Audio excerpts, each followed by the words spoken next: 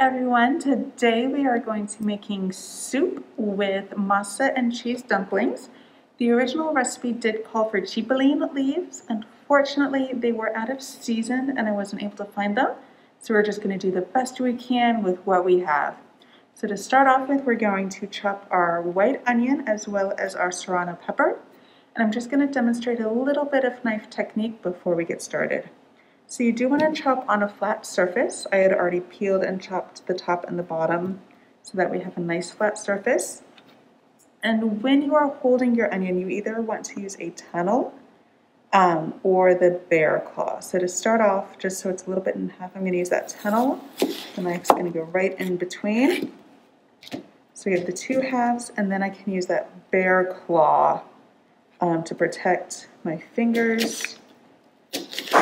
And so that I have, the knife would run against my knuckles, so I'm not going to chop anything off. So we're just going to give this a chop, and then we'll go on and chop our pepper. Alright, we chopped up our onions. We have 3/4 cup. We're going to set that aside for now. And now we're going to go on to our serrano chili. I am a wimp and always wear gloves. Even if I wash my hands 10 million times, I can never seem to get that oil off. And I don't like spicy food either, so we're just gonna take the top off. I tend to like having it up on its side so when you chop it, it doesn't have any weird angles. So again, using that tunnel, and we're gonna slice it open.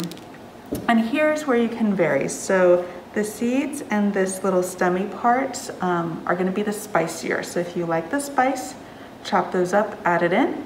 If you're not so much of a spice, go ahead and kind of peel those out.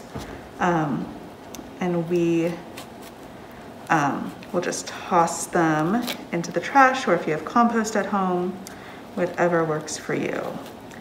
And sometimes you can just nicely slide the knife along that. I'll set it aside here. And now you can see it's the nice empty shell where it's just going to be the chili. So I'm going to split this one again, cut it a little bit, and then see if I can get my knife under. Sometimes a smaller knife works a little bit better for this. You can slide it along the ribs a little bit easier without any fear of cutting yourself. Again, cut away so you're never cutting towards yourself. And sometimes it's just easier to peel it up.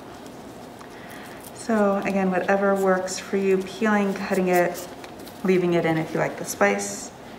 And we're gonna use that bear claw technique to get these chopped up.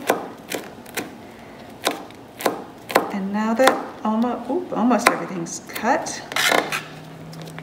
again, I just kind of cut along lengthwise and then cut shortwise so that it has a nice dice.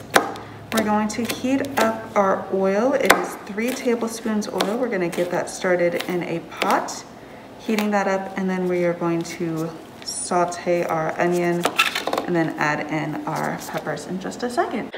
We've heated up 3 tablespoons of vegetable oil in our pot, and we're going to add our onions.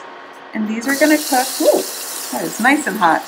These are going to cook 4 to 5 minutes until they are softened, a little bit brown on the edges, and you have that nice sauteed onion smell coming up. After that, we'll add our chili and our corn separately, taking time to cook everything. So we'll let these cook for about 4 to 5 minutes and come right back. So the onions have started to brown nicely. They're also getting a little translucent. So we're going to go ahead and add in our peppers, as long as I don't drop any on the counter. So we're going to add these in. And sometimes I just like to scrape off the cutting board and then do that little back and forth motion with the knife to get everything off. So we'll give these a quick stir and let them cook for another couple minutes. So that was 1 chopped serrano pepper. Gonna let that cook a little bit, and then we're gonna add in 3 cups of our corn. All right, so the chilies have been cooking in with the onion for about a minute or two now. So we are going to add the 3 cups corn. You can use frozen, just make sure it's thawed out before you add it in. Or if it's easier for you to use canned corn, or if you cook your own corn in, take it off the cob. That is always an option. So we're going to add this in. And then this will cook for another, make sure it's all in there.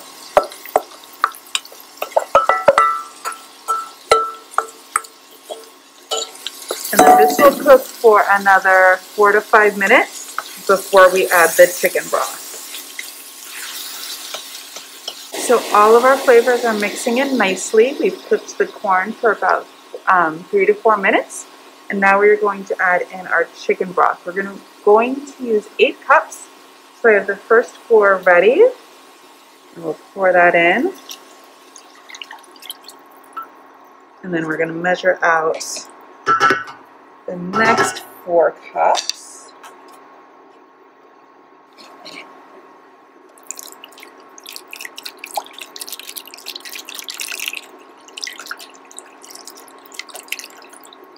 And if you don't have one of these big measuring cups at home, it is about 64 ounces if you buy a large can. So you can just buy the appropriate amount and pour it directly in.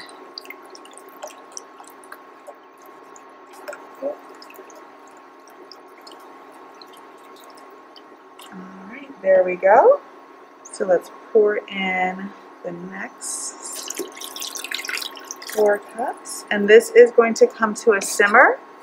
While we wait for this to simmer, we are going to make our masa and cheese dumplings that will go in. Alright, so to make our masa dumplings, we're going to start out with 1 cup masa, a ½ cup vegetable shortening or lard, 1 3/4 cup water, and just a little bit of salt. So I'm actually going to just add that pinch of salt in first. I'm going to wimp out and add the water. I'm going to start kneading this in a little bit, and then I'm going to add in the vegetable shortening. So this is going to take about a minute or so to make sure everything is mixed in. After all of this is mixed in, then we're going to add our cheese. Today we're using a queso fresco, but you can use any sort of mild kind of farmer's cheese. And we'll just give this a good mix, make sure everything is evenly distributed so that vegetable shortening is not clumped up in one section. And we'll continue to make our dumplings. Our masa flour, vegetable shortening, and water have all been mixed in, and they're all nice and together to make the dumplings. And then we'll just add in the queso fresco. So it'll just be 8 ounces crumbled queso fresco. Again, if you can't find queso fresco, any sort of mild farmer's cheese will work. We'll just mix this in. We're still waiting for that chicken broth to come to a simmer in our soup. And then we're going to form these into little dumplings, about 1 to 1.5 inches in diameter. So let's give this a good mix and make sure all of that cheese is throughout, so we have nice dumplings to drop into our soup in just a minute. Everything is mixed in, so we'll start making our dumplings. Again, they're going to be about 1 to 1.5 inches in diameter. It's a bit too big. So I usually just eyeball things when I'm cooking, especially when it comes to dumplings and other kind of doughs and things that get dropped into soups.